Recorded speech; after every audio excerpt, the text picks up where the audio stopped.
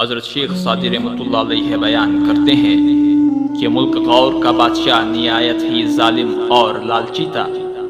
وہ غریب کسانوں کے گدے بیگار میں پکڑوا لیتا اور ان غریبوں کو ان کے سہارے سے ہمیشہ کے لیے محروم کر دیتا تھا۔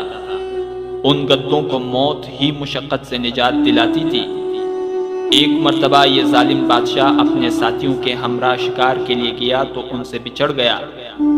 یہ ظالم بادشاہ بھٹکتا ہوا ایک گاؤں میں جا پہنچا۔ وہاں اس نے دیکھا کہ ایک کسان اپنے موٹے تازے گدے کی ٹانگ توڑنے کی کوشش کر رہا ہے۔ اس کسان کا تعلق قبیلہ کرد سے تھا اور شکل و صورت سے وہ کوئی معزز دکھائی دیتا تھا۔ بادشاہ نے اس کی اس حرکت پر حیرانگی کا اظہار کرتے ہوئے دریافت کیا کہ تو اس گدے پر ظلم کیوں کر رہا ہے؟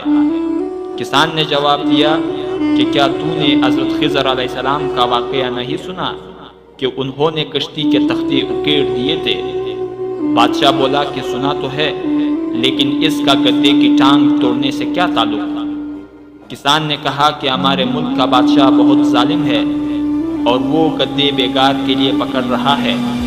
جس طرح حضرت خضر علیہ السلام نے اس کشتی کے تختے اکیڑ کر اسے عیبدار بنا دیا تھا، اسی طرح میں اپنے گدے کو عیبدار بنا رہا ہوں۔ پھر اس کسان نے بادشاہ کی خوب برائیاں کی اور اسے علم نہ تھا کہ اس کے سامنے جو شخص کھڑا ہے وہی بادشاہ ہے۔ بادشاہ کو اس کسان پر بہت غصہ آیا، مگر وہ صرف اس وجہ سے خاموش رہا کہ اس وقت وہ تنہا تھا۔ اگلے دن جب بادشاہ کے سپاہی اسے تلاش کرتے ہوئے اس گاؤں پہنچ گئے، بادشاہ جب کھانے سے فارغ ہوا تو اسے کسان کا خیال آیا اور اس نے اپنے سپاہی بھیج کر اس کسان کو گرفتار کروا دیا۔ کسان کو معلوم ہوا کہ وہ جس کے سامنے بادشاہ کی برائیاں کر رہا تھا وہ بادشاہ خود تھا، تو وہ جان گیا کہ اب اس کی جان بچنا مشکل ہے، لیکن موت کے خوف سے وہ ہراساں نہیں ہوا، بلکہ اس یقین نے اس کے اندر اور مزید جرات پیدا کر دی۔ کسان نے سوچا کہ اب جب مرنا ہی ہے تو کیوں نہ اس ظالم کو مزید سناؤں۔ اس نے بے خوف ہو کر بادشاہ سے کہا کہ تیرے خوش آمدی وزیروں نے تجھے تیرے متعلق جو کچھ بتایا ہے وہ درست نہیں، اور پورا ملک تیری اس خود غرضی اور ظلم کی وجہ سے پریشان ہے، اور ہر شخص تیرا ذکر برے الفاظ میں کرتا ہے۔